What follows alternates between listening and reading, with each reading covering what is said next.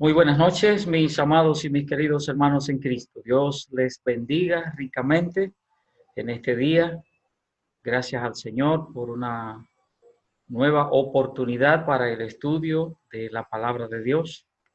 Es una bendición que podamos juntarnos de esta manera, ustedes en casa, eh, así como Dios ha permitido, Dios ha querido y así haremos hasta que el Señor nos permita. Lo bueno es que en medio de todo esto podemos edificarnos a través de la palabra de Dios. El Señor sigue trayendo a nosotros de su bendición, de su asistencia en todo. Recordarles, hermanos míos, que para este próximo domingo 7, es decir, hoy es día miércoles y el domingo 7 tendremos nuestra reapertura en el templo para una vez más empezar a congregarnos. Así que recuerde que vamos a tener un culto a las 9 de la mañana, un culto a las 9 y hasta las 10:15. Y tendremos otro a las 11 de la mañana y hasta las 12:15. Así que estaremos haciendo contacto con ustedes, los hermanos y su servidor que estamos sirviendo en la iglesia en todo esto.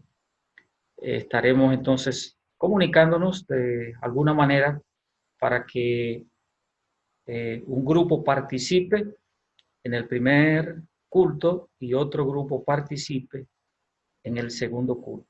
Obviamente que no podemos, ¿verdad?, juntarnos, por eso tenemos una hora, un lapso, ¿verdad?, de una hora entre servicio y servicio. Y todo esto es para que nos cuidemos, hermanos míos. Así que orando todos por este propósito, por esto y ansiosos ya de poder verlos,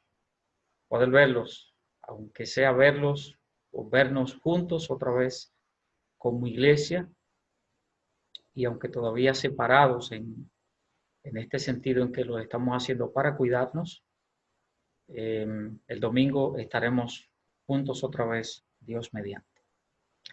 Les invito a que continuemos con nuestro estudio de la palabra de Dios y este estudio de los profetas menores, y estamos en el libro de Oseas, en el libro de Oseas. Les invito entonces, a que abramos la palabra de Dios al libro de Oseas y el capítulo número 8. Libro de Oseas y capítulo número 8. Vamos a leer solamente los primeros 5 versículos del capítulo 8 del libro del profeta Oseas. Dice la palabra de Dios: pon a tu boca trompeta, como águila viene contra la casa de Jehová, porque traspasaron mi pacto y se rebelaron contra mi ley. A mí clamará Israel: Dios mío, te hemos conocido. Israel desechó el bien, enemigo lo perseguirá. Ellos establecieron reyes, pero no escogidos por mí. Constituyeron príncipes, mas yo no lo supe. De su plata y de su oro hicieron ídolos para sí, para ser ellos mismos destruidos. Tu becerro, oh Samaria, te hizo alejarte. Se encendió mi enojo contra ellos hasta que no pudieron alcanzar purificación. Vamos a orar, hermanos. Padre, Señor, gracias por una vez más poder abrir tu palabra. Que la luz que emana de ella, Señor, ilumine nuestras vidas. La sabiduría, Padre, que emana de ella, porque tú eres todo sabio, nos haga a nosotros ser cada día más sabios y con mucha más inteligencia espiritual y emocional. Padre, todo lo que emana de tu palabra, ayúdanos a nosotros a absorberlo, a vivir en ello, Señor. Tu Santo Espíritu nos ayude, nos bendiga nos dé, Dios del cielo, toda la capacidad necesaria para entender lo que tú tienes y quieres para nosotros. Te pido de tu gracia, de tu bendición, Señor, en el estudio, en esta oportunidad. Estamos estudiando este libro de Oseas, donde tú nos dejas, Señor, tantas grandes y buenas lecciones para nuestras vidas personales, en nuestra relación contigo, Padre. Gracias, Señor bendito, por tu amor, gracias por tus muchas misericordias. Dirígenos, Señor, en todo. Te damos las gracias y pedimos todo en el nombre de Cristo. Amén. Terminamos mirando algunos aspectos en el estudio anterior y empezamos o estuvimos mirando el capítulo número 7 y mirando nuestro tercer punto que habíamos ya dicho, que Dios no pasa por alto la infidelidad, donde empezamos con el capítulo 4 y continuamos así el capítulo 7 y los demás capítulos. Pero déjenme darles entonces un repasito breve, como siempre hacemos, para ponernos al día, ¿verdad? En primer lugar, el primer punto que miramos fue Oseas, a Oseas, el escritor del libro, el profeta, a Gomer, la esposa, y a los hijos, y el significado de cada uno de los nombres de Oseas y Gomer. En segundo lugar, miramos también el amor incondicional de Dios hacia su pueblo. Como Dios nos ama de manera incondicional. El amor de Dios hacia usted y hacia mí no está condicionado por nada. Dios decidió amarme y Dios me ama y punto. Y así es. Que yo sea desobediente, que yo me rebele contra Dios en un momento determinado. Sí, Dios toma eso en cuenta, pero no deja de amarme. En tercer lugar, lo que habíamos dicho hace un momentito, y es que Dios no pasa por alto la infidelidad. Y allí Dios nos habla acerca de todo el castigo que Él le trae al pueblo de Israel precisamente por su infidelidad. Y recuerde que esta infidelidad está retratada en la idolatría del pueblo de Israel. Cómo dejó a su Dios, cómo dejó al Dios que era todo para él y que todo lo que era el pueblo de Israel, todo dependía de Dios. Y él abandonó a su Dios. En cuarto lugar, estamos mirando la rebelión del pueblo de Israel y su falta de sinceridad, y esa es la parte en la que vamos a entrar en esta noche. Les había anunciado que íbamos a mirar y vamos a ver en esta parte aquí de esa rebelión y falta de sinceridad del pueblo, y vamos a ver los capítulos 5 al 9. Les había dicho que en prácticamente todo el libro de Oseas siempre encontramos una dualidad. Y esa dualidad es que Dios en un momento determinado habla acerca de la infidelidad de Dios y cómo, describe, va diciendo en qué consistió esa infidelidad de parte del pueblo de Dios, pero también encontramos la restauración del pueblo de Dios, que Dios estaba dispuesto a perdonarlo, que Dios estaba dispuesto a recibirle, que iba a darle bendición tras bendición, en fin, siempre encontramos esa dualidad. Y es precisamente esa dualidad en la que tú y yo vivimos como creyentes. O sea, no es que Dios como que pone la reversa y entonces acelera y vuelve para atrás y pone la reversa y acelera. Y no, Dios no es así. Dios no es así. Lo que estamos mirando es ahí la actitud nuestra como humanos, retratado en el pueblo de Israel, y la actitud de Dios, de siempre ser un Dios perdonador. Nosotros abandonamos a Dios, nosotros nos olvidamos de Dios tantas veces, somos desobedientes, somos rebeldes, pero Dios siempre está ahí para responder a nuestras necesidades. aún siendo nosotros infieles. Encontramos siempre esa dualidad en el libro de Oseas.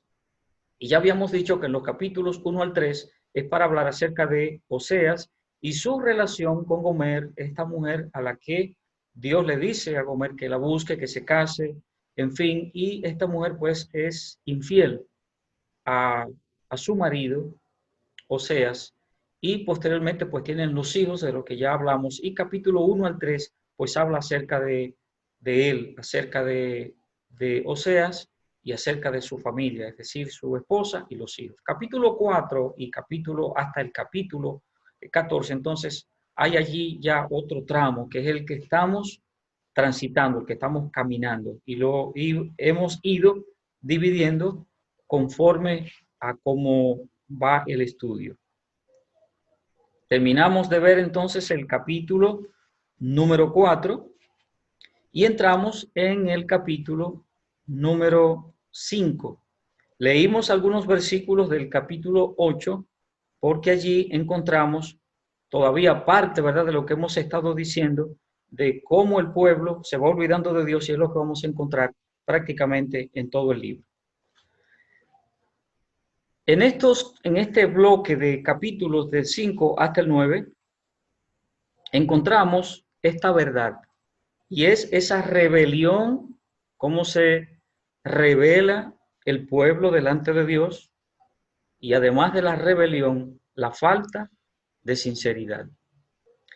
Hay una cita bíblica en el libro de Proverbios, el capítulo número 6, que todos nosotros conocemos, y quiero leerle esa porción de la palabra de Dios. Si va conmigo al libro de Proverbios, capítulo número 6, y leeremos versículos 17 hasta el 19. Capítulo 6 de Proverbios, y leemos versículos 17 hasta el 19. Dice la palabra de Dios: 6 cosas aborrece Jehová, y aún 7 abomina su alma: los ojos altivos, la lengua mentirosa, las manos derramadoras de sangre inocente, el corazón que maquina pensamientos inicuos, los pies presurosos para correr el mal, el testigo falso que habla mentiras, y el que siembra discordia entre hermanos. La porción bíblica que leemos aquí y donde dice la palabra de Dios que el Señor nos deja aquí 7 cosas que Él aborrece. Y encabeza la lista de estas 7 cosas, 7 actitudes, pudiéramos decir, que hay en nosotros, sea parte de nuestra personalidad o como fuese, y encabeza la lista los ojos altivos, para hablar acerca de el orgullo, para hablar acerca de la arrogancia. Cuando leemos en el capítulo 5 de Oseas, y vaya conmigo, si tiene ahí ya, nos vamos a quedar ahí prácticamente en el libro de Oseas una vez más, el versículo 5 del capítulo 5, dice la palabra de Dios: la soberbia de Israel, note, la soberbia de Israel le desmentirá en su cara. Israel y Efraín tropezarán en su pecado, y Judá tropezará también con ellos. Note que aquí dice la palabra de Dios, empieza el versículo 5 diciendo: la soberbia de Israel le desmentirá en su cara. Y es precisamente porque en esa rebeldía del pueblo de Dios, del pueblo de Israel hacia el Señor, dice la palabra de Dios que uno de esos aspectos que se presentaron fue precisamente la soberbia. Por eso dice aquí en el versículo 5 que la soberbia de Israel le desmentirá en su cara.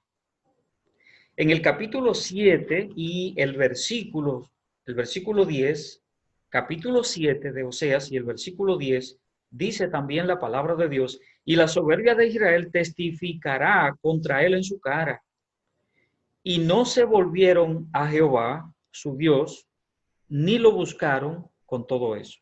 La primera parte del versículo dice, la soberbia de Israel testificará contra él en su cara. Otra vez menciona el hecho de la soberbia, del orgullo, y que va a testificar en su propia cara. Precisamente porque en nuestra rebeldía y en la rebeldía del hombre, uno de los aspectos que surgen, la rebeldía del hombre contra Dios, uno de los aspectos que surgen, que se presentan, es la rebeldía, o es la soberbia, perdón. Y eso es lo que está diciendo aquí el profeta Oseas, describiendo la actitud del pueblo de Israel. Es decir, que amén del pecado de la idolatría de Israel, que ya habíamos dicho que era la forma de infidelidad hacia su Dios, se enorgullecían de hacer eso. Es como que el borracho o el ladrón, o qué sé yo, quien sea, me hago mención de esos dos casos, vivieran orgullosos de vivir esa vida. Un individuo que, por ejemplo, es un ebrio, poner un ejemplo, y todos los días está borracho. Pues él vive orgulloso de eso. Es decir, el pueblo de Israel es un pueblo que se ha convertido en un idólatra después de haber visto al Dios vivo y verdadero. Ahora se dedica a mirar, a ponerle atención, a seguir ídolos, a material inerte que no sirve para nada. No importa la figura ni la imagen que tenga. Simplemente es un pedazo de lo que sea, sea de metal, sea de piedra, sea de madera, sea de un metal precioso o no. En fin. Eso está pasando con el pueblo de Israel. En el capítulo 5, donde estamos mirando, empezamos este bloque, el capítulo 5, el versículo 1 dice, sacerdotes, oíd esto, y estad atentos, casa de Israel y casa del rey, escuchad, porque para vosotros es el juicio, pues habéis sido lazo en Mizpa y red tendida sobre Tabor. Aquí, la palabra de Dios o el profeta Oseas se refiere al liderazgo político y religioso, porque oiga, ¿qué es lo que dice? Sacerdotes, estad atentos, y dice, y casa del rey. El sacerdote era el líder religioso, y el rey, cuando menciona aquí la casa del rey, es para hablar acerca de la posición política, el rey que estaba en ese momento. Porque es importante la dirección que toman los líderes. Porque la dirección que toman los líderes, el pueblo lo seguirá. El pueblo lo seguirá definitivamente. Yo no soy político ni analítico político, no trabajo, no hago nada de esas cosas. Aunque uno siempre oye y habla, y la historia, sobre todas las cosas, la historia está ahí.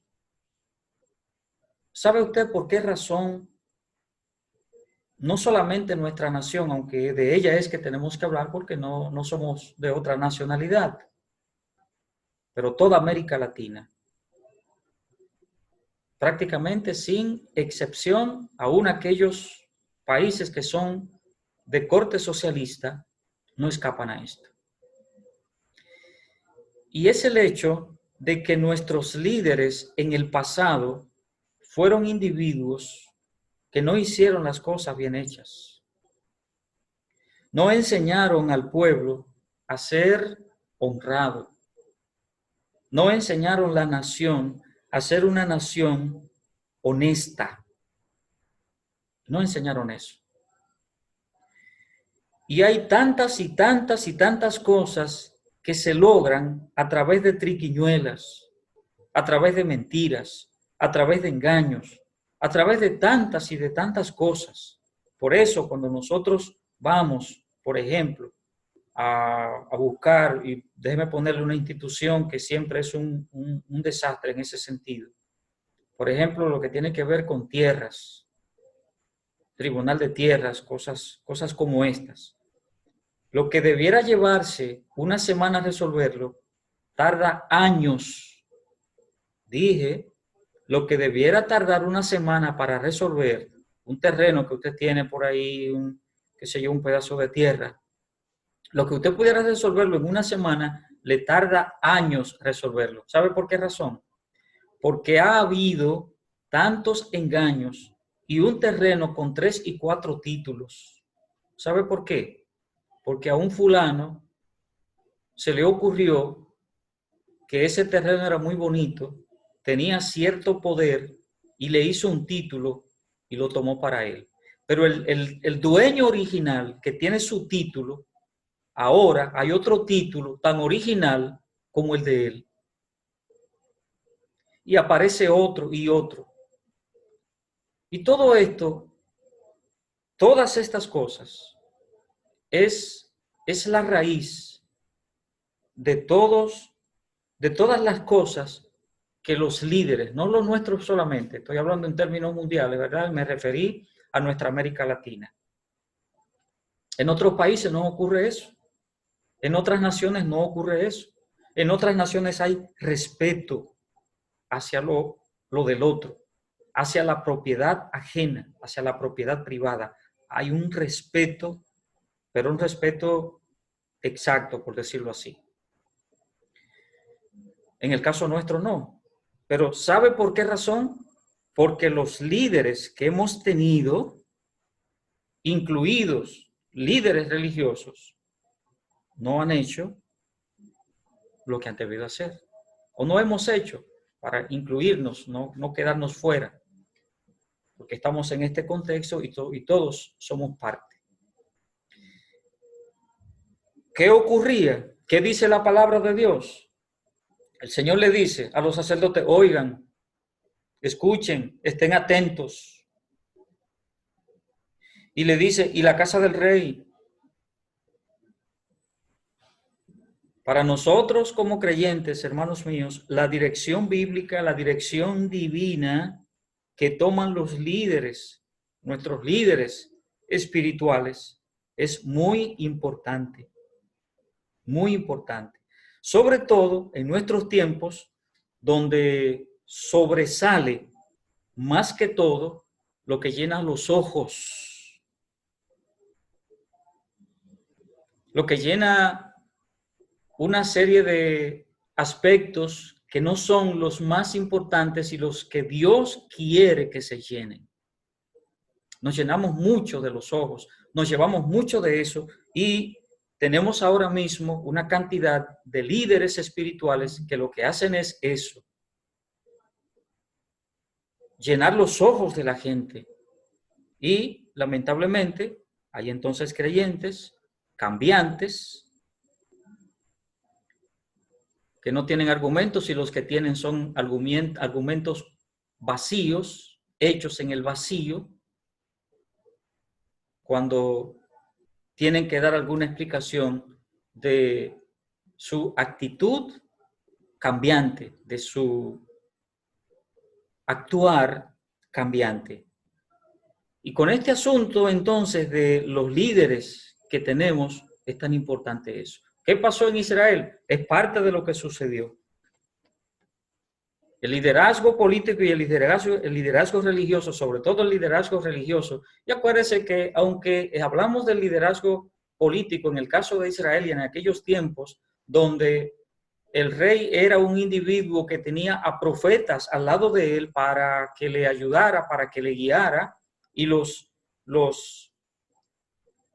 reyes que realmente hicieron el trabajo mejor, sobre todo en el lado, ¿verdad? En el lado del sur de Judá y Benjamín, esos fueron los que hicieron mejor trabajo y siempre tenían al lado ahí un profeta, un sacerdote, alguien que les daba el consejo de Dios y se guiaban por eso. Por eso les iba bien. Y por eso encontramos una cantidad de ellos en el reino del sur que fueron hombres increíbles. Y esta parte es importante que nosotros la tomemos en cuenta. Pero no solamente era el orgullo y la soberbia que marcaban la rebeldía del pueblo de Israel. Había también una manifestación de arrepentimiento que no era sincero. Por eso estamos mirando en el punto número 4, no solamente la rebeldía, no solamente la rebelión, sino también la falta de sinceridad. La falta de sinceridad. Y estas dos cosas, esta nomenclatura, es una nomenclatura que envenena. Envenena. Envenena la espiritualidad de cualquiera. Envenena la espiritualidad del creyente. Si somos rebeldes y en esa rebeldía demostramos que somos orgullosos, que somos soberbios, pero además de eso hay una falta de sinceridad, peor todavía. Y eso era lo que estaba precisamente ocurriendo. Leamos versículo 4 del capítulo 6 y el versículo número 4, y leamos hasta el versículo 6. Capítulo 6, versículo 4 al 6. Dice la palabra de Dios: ¿Qué haré de ti, Efraín? ¿Qué haré de ti, Judá?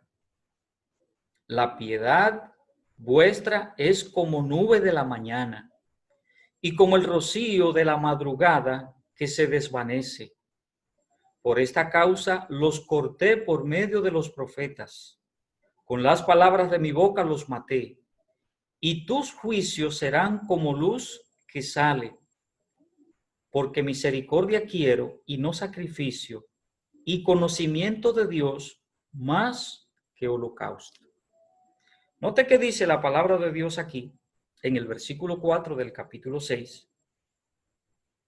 Y digamos que esta cita bíblica del 6:4 nos da la respuesta de Dios a la falsa profesión de lealtad que tenía el pueblo hacia Dios. Había una profesión, una falsa profesión de lealtad a Dios. No era tal. Por eso la palabra de Dios habla aquí y menciona en el versículo 4 y pone dos palabras que son las que retratan esta actitud del pueblo de Dios. Dice que era como nube, utiliza la palabra nube, y que era como rocío. Note que lo que dice el versículo 4. ¿Qué haré a ti, Efraín? ¿Qué haré a ti, oh Judá? La piedad vuestra es como nube de la mañana y como el rocío de la madrugada que se desvanece. Así era la lealtad y la fidelidad del pueblo a Dios. Por eso el Señor le está diciendo, no solamente hay aquí una rebelión, una rebeldía de parte de ustedes, y eso está acompañado de falta de sinceridad a Dios. Hermanos míos, esto es algo importante, importante. Debemos tener tanto cuidado de nosotros, primero ser rebeldes delante de Dios. Rebelarnos contra Dios y rebelarnos contra las cosas de Dios, no ganamos nada con eso. Pero si acompañamos ahora esta falta, sobre otra falta que se llama insinceridad, que se llama falta de sinceridad, es lo que Dios está diciendo aquí. Qué terrible es eso para la vida cristiana. Qué terrible es eso para nosotros como creyentes, vivir así delante de Dios. Eso es terrible. El versículo 6 que ya leímos, dice la palabra de Dios, porque misericordia quiero y no sacrificio, conocimiento de Dios más que holocaustos. En el estudio anterior mencionamos el hecho de la falta de conocimiento que llevó a la destrucción al pueblo. Y aquí la palabra de Dios, el Señor vuelve otra vez a mencionar la palabra conocimiento. Pero las palabras de este versículo van directo a lo que significa tener una relación efectiva con Dios.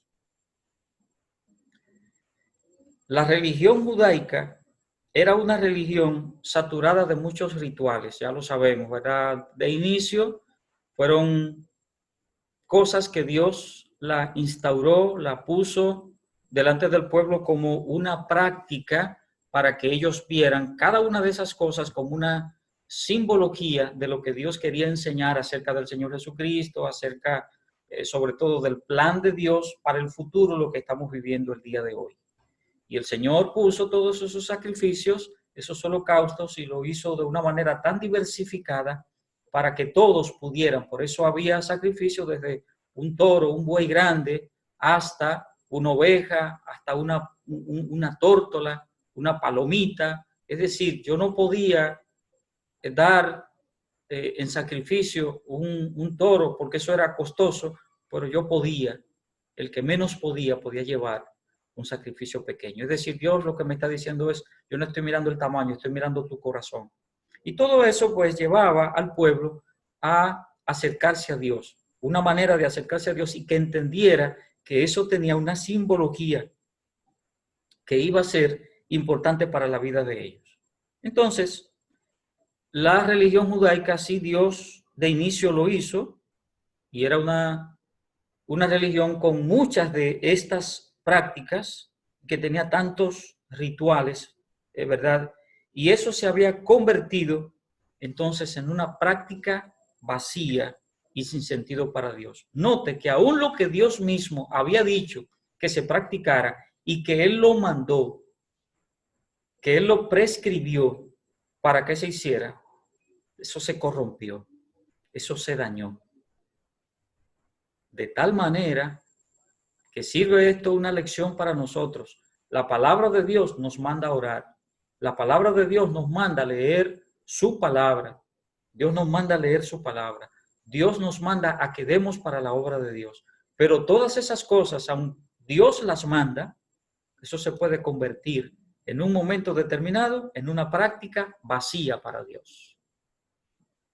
Vacía. Si solamente yo voy a tomar en cuenta ese sacrificio, cualquiera que sea, y lo voy a tomar simplemente así, sin la debida espiritualidad, sin pensar en lo que Dios me está diciendo, la razón por la que Dios quiere que yo haga eso. Entonces se convierte en algo sin sentido, incluido el ir a la iglesia. Ahora que estamos privados de ir, no a la iglesia, sino al templo, la iglesia somos nosotros. La iglesia se reúne en el templo. Dios nos manda que nos congreguemos, ¿verdad? Pero aún eso se convierte en una práctica vacía si yo voy no en el sentido que Dios me lo dice, si yo no voy en la búsqueda de que Dios hable a mi vida, de que Dios me diga algo, en la búsqueda de tener esa comunión con mis hermanos en Cristo, en la búsqueda de servir en algo que puedo servir, que yo sé que puedo servir. Es decir, todas esas cosas, todo lo que tiene que ver con esa práctica de congregarnos y de estar como iglesia reunidos en un sitio. Entonces, si no vamos con el sentido que Dios quiere, eso se convierte en nada. Y era lo que había sucedido, era lo que había pasado con el pueblo de Israel. Y pienso que hoy tenemos mucho de esto, mis queridos hermanos. Alimentado con la falsa enseñanza de la predicación que hoy tenemos. Y aunque hemos dicho que no nos gusta estar criticando nada y hablando de ningún grupo porque eso no es ético y no tenemos necesidad de eso, no vamos a perder el tiempo para estar hablando de esas cosas cuando podemos utilizar el tiempo para enseñar la palabra de Dios. Pero es cierto que todo esto es así. Ahora mismo, todas estas cosas están muy alimentadas por esa falsa enseñanza de la predicación de la prosperidad, por ejemplo. La gente va tras los beneficios que creen que van a obtener por estar asociados a un grupo religioso, inclusive uno pensaría, como a veces piensan estas personas, yo soy un socio de Dios. Y como yo soy un socio de Dios y yo trabajo en esta empresa de Dios, Dios me va a prosperar. Y le meten esto a la gente, se la dan con pastillitas, se la dan con una mentita, se la dan con una inyección intravenosa, se la dan con un suero. Es decir, le digo todo esto para decirle que eso se habla de todas las maneras, de todas las formas. De tal manera que llega un momento que yo pienso que ciertamente yo soy un socio de Dios. Y me quedo solamente con unos aspectos que a Dios no le interesan. En el fondo, como dice la palabra de Dios aquí en el libro de Oseas, todo eso es como nube de la mañana y como rocío de la madrugada, como leímos en el versículo 4. Sacrificio y holocausto, como dice en el versículo 6, pero sin conocimiento de Dios y con una ausencia de misericordia. Misericordia y conocimiento. Esa es la religión con conciencia. Esa es la religión con convicciones. Esa es la religión con propósitos espirituales. Esto que dice aquí. Cuando se involucran estos aspectos que Dios me está diciendo, debes hacerlo de esta manera. Algunas traducciones, en vez de misericordia, en el versículo 6, traducen, por ejemplo, la traducción de las Américas, traduce, en vez de misericordia, traduce lealtad. Y la nueva versión internacional, en vez de misericordia, traduce amor. Es decir, la demostración de amor y de lealtad a Dios y al prójimo es lo que Dios desea que su pueblo practique.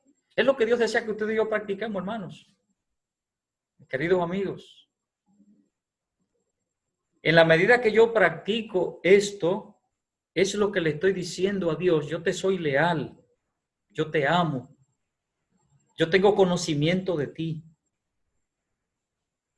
En el Evangelio según San Mateo, el Señor hizo alusión a este versículo de Oseas, capítulo 6 y el versículo 6. Y hace alusión dos veces, en el capítulo 9 y en el capítulo 7. Las dos veces que hace alusión a la cita bíblica de Oseas fue, digámoslo así, en dos de esas ocasiones que el Señor tuvo que pleitear con los fariseos. Recordemos quiénes eran los fariseos. El fariseísmo era una religión, la religión judaica eran los defensores más férreos de esa religión judaica y que se aferraban mucho a la ley. Y eran individuos que solamente veían lo de afuera. Eran esos religiosos que miraban solamente la parte exterior de la religión. Mateo capítulo 9 y el versículo, Mateo capítulo 9 y el versículo 13, dice la palabra de Dios: id pues y aprended lo que significa misericordia quiero y no sacrificio, porque no he venido a llamar a justos, sino a pecadores al arrepentimiento. ¿En qué ocasión el Señor le dice esto a los fariseos? Cuando el Señor llama a Mateo y va a la casa de Mateo a comer y se juntan allí otros publicanos, y cuando los fariseos ven al Señor Jesucristo que se junta con estos publicanos, entonces dice, pero ¿y este hombre? Él no se da cuenta que está entre unos individuos que son unos deshonestos, unos ladrones, unos individuos extorsionando al pueblo, extorsionando a la nación. robándole al pobre y a todo el mundo, porque eso era lo que hacía el publicano. Ellos están mirando eso. Ahora, ellos no están entendiendo lo que el Señor ha obrado en el corazón de este hombre que él ha llamado y en el corazón de otros, como leemos en la palabra de Dios. Sucedió con Zaqueo, sucedió con Mateo y sucedió con tantos otros que tenían la misma, el mismo práctica de trabajo. Y no entendían que Dios cambiaba el corazón de la gente. Que el Señor Jesucristo cambiaba el corazón del individuo. Ellos no entendían esa parte. Y eso es cuando Él le dice ahí en el versículo 13 del capítulo 9, que Él le dice, vayan y aprendan lo que significa misericordia quiero y no sacrificio. Yo he venido a llamar a pecadores, no a justos. Y en el capítulo 12, leemos en el versículo 7, capítulo 12, versículo 7, leemos también que dice la palabra de Dios, y si supieseis qué significa misericordia quiero y no sacrificio, no condenaríais a los inocentes. Otra vez, aquí hablando con los fariseos, otra vez con los mismos. Y en esta ocasión es en el momento que el Señor Jesucristo va con los discípulos y los discípulos empiezan a recoger espigas porque tenían hambre en un campo donde van caminando y era día de reposo, era día sábado. Y los fariseos al ver esto dicen, pero ustedes saben que no pueden hacer eso, el día sábado es sagrado, no se puede hacer eso. Y entonces, ¿cómo es que tú le enseñas a tus discípulos? Tú siendo un judío y tú sabes que el sábado ellos no pueden hacer eso. El Señor entonces otra vez les menciona aquí. Y si supieseis lo que significa misericordia quiero y no sacrificio, no condenaríais a los inocentes. Porque el Señor no vino a esto, ¿verdad? Los fariseos eran, utilizar aquí la palabra griega para hablar del religioso que solamente ve la parte externa de la religión, eran trescos. La palabra griega que se utiliza para decir religioso, pero para decir ese religioso que solamente observa lo exterior. El interior, eso no importa. De lo que estamos llenos en el mundo entero. De mucha gente que solamente observa lo exterior de la religión. Y tú y yo, mi hermano, no tengo que hablar de nadie más porque lo de los otros se sabe.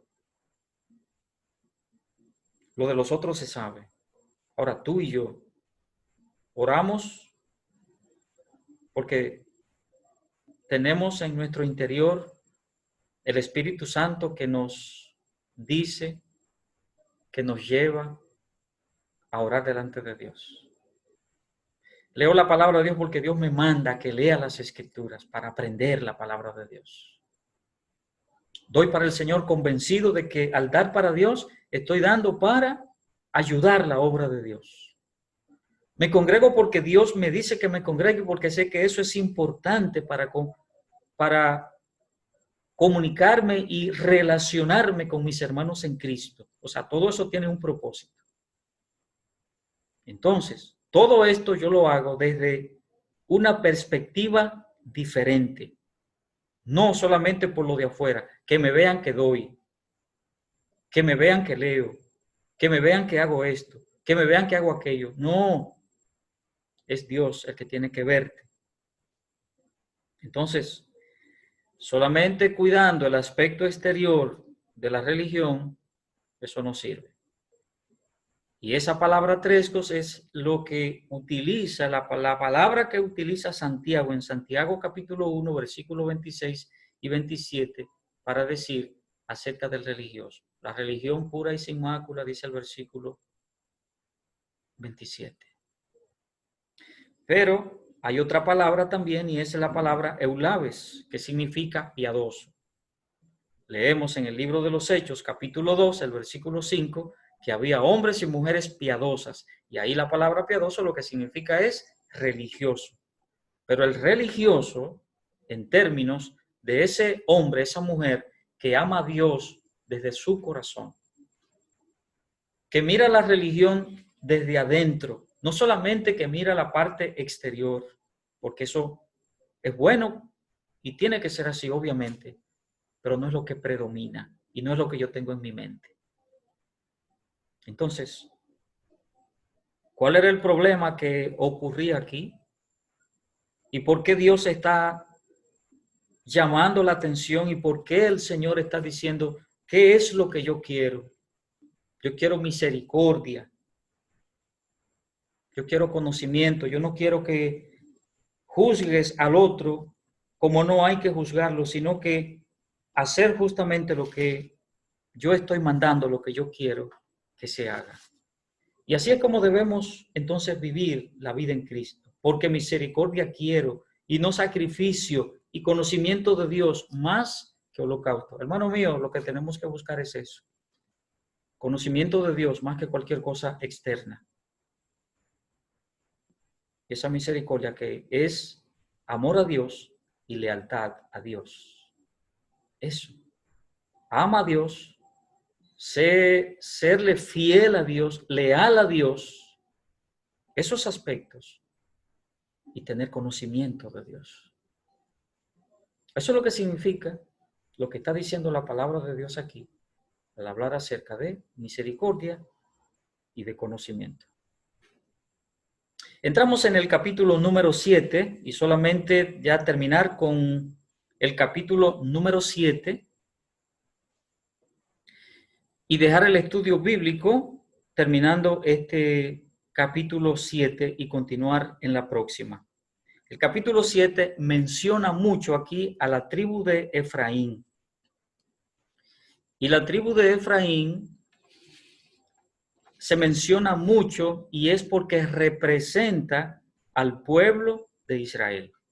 Cuando leemos versículos 11 y 12 encontramos, y vamos a encontrar en todo el libro de Oseas, que se menciona mucho se menciona a Efraín y se menciona a Judá. Por ejemplo,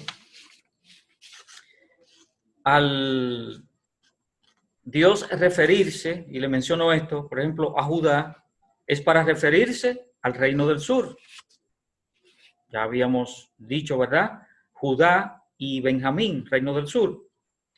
Y para referirse a Israel, es para referirse al reino del norte. Pues la verdad, eso lo habíamos explicado. Entonces, cuando menciona aquí a Efraín, es precisamente para referirse a Israel o al reino del norte. Cuando menciona a Judá, es para referirse al reino del sur. Entonces, recordemos que Dios está dirigiéndose no a una tribu necesariamente específica, no es así, sino a la nación entera, porque es la nación completa a la que Dios está llamando la atención y a la que Oseas le está llevando el mensaje de Dios. Entonces, cada uno de estos grupos, digamos, ¿verdad? Reino del Norte, Reino del Sur, tenían sus reyes diferentes, como mencionábamos hace un momentito. Y muchas veces encontramos que se dirige a ambas partes llamándoles Israel o llamándole Jacob. Y aquí en Oseas entonces se menciona más a Efraín y a Judá. En el caso de Judá se menciona en el libro de Oseas 15 veces. Israel se menciona 44 veces. Jacob se menciona 3 veces. Y Efraín se menciona 35 veces. Entonces, hacer este comentario, hacer esa acotación a propósito de Efraín y por qué razón se menciona tanto a Efraín, en este caso, más que Judá y más que, no más que Israel, porque Israel es la nación completa, pero sí para que entendamos que cada vez que leamos en el libro de Oseas, Efraín es para referirse a Israel o las 10 tribus que conformaban el reino del norte. Y cuando leemos Judá, pues es para referirse al reino del sur. De tal manera que entonces así lo entendemos bien. Cuando se refiere a Judá es para hablarle al rey o los reyes que estaban guiando la nación, a los sacerdotes o a los líderes políticos y religiosos. Igualmente, cuando se menciona a Efraín, para hablarle al resto, ¿verdad? A las otras 10 tribus que era propiamente Israel. Dejamos nuestro estudio hasta aquí, en este momento, y en la próxima continuamos con el capítulo 8, capítulo 9, para terminar este bloque. Terminar este bloque que era del capítulo 5 hasta el capítulo 9. Les había sugerido que leyeran, que estuvieran leyendo el libro de Oseas, porque así cuando vamos al estudio bíblico, pues ya usted tiene una idea. Cada vez que mencionamos algo, pues usted dice, sí, yo lo leí allí, lo leí en tal capítulo, lo leí aquí, y es mucho mejor para entender y comprender lo que estamos estudiando. Al leer, le dije que va a encontrar a veces un tanto la repetición de esa dualidad que hay, del hecho de que Dios dice del pueblo de Israel que le ha abandonado, que se ha ido tras dioses ajenos en idolatría, que le ha sido infiel, pero también encontramos que Dios vuelve otra vez a recibirle y que de todos modos tiene misericordia de ellos. Y es lo que Dios hace con usted y conmigo. Buenas noches, hermanos míos. Dios les bendiga ricamente. Recuerde, el domingo estamos otra vez en la iglesia con un culto a las 9 de la mañana y otro a las 11 de la mañana. Dios les bendiga a todos.